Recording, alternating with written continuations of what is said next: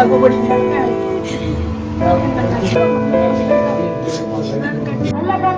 அவர்களுடைய மறைவிற்கு வீர வணக்கம்.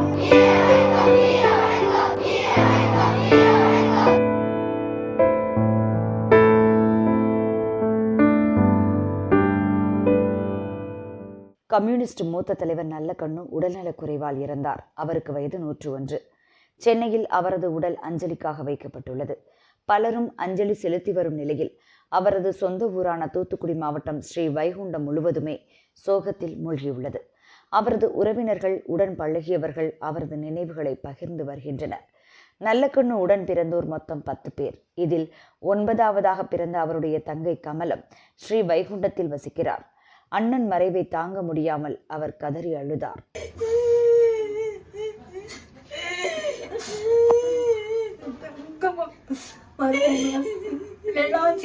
குட்டி அத்தை வராங்க, 2 நாளா எல்லாம் வந்து கூட்டு போயிடும் கொண்டு போக விட்டுட்டேன்.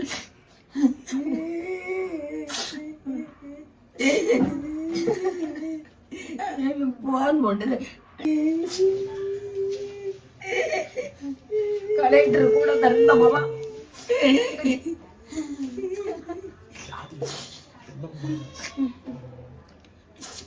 அப்போ நான் வச்சிருப்பாங்கல்ல என்ன போன் பண்ணி இருக்கும்.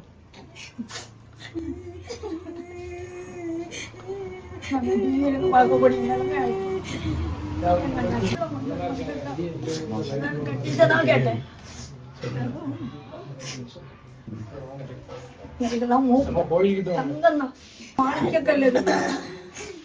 யாருக்குமே அவங்க எதுவுமே செய்யல, வீட்டாளர்களும் செய்ய மாட்டாங்க, அவங்க யார்கிட்டயும் வந்து சேர்க்க மாட்டாங்க. வந்தா எங்க இது அவங்க தாய்மாமா வந்து எங்களுக்கு வாக்க போட்டாங்க.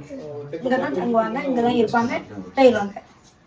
நல்லக்கண்ணுக்கு ஸ்ரீவைகுண்டத்தில் அரசு சார்பில் நினைவு தூண் அமைக்க கிராம மக்கள் கோரிக்கை விடுத்துள்ளனர். அவர் படித்த ஸ்ரீ குமரகுருபரர் சுவாமிகள் தொடக்கப்பள்ளி மற்றும் மேல்நிலைப் பள்ளியில் அஞ்சலி செலுத்தப்பட்டது. நல்லக்கண்ணு மறைவை முன்னிட்டு நாளை 2 பள்ளிகளுக்கும் விடுமுறை விடப்பட்டுள்ளது. மறைவிற்கு நாம் அனைவரும் 5 நிமிடம் மௌனமாக நின்று அவர்களுடைய ஆன்மா இறைவன் நிழலில் இழைப்பாரவும் அவருக்காக நாம் பிரார்த்தனை செய்வோம். அனைவரும் 5 நிமிடம் அமைதியாக. இன்னொரு வாட்டி சொல்லணுமா? வீர வணக்கம், வீர வணக்கம்.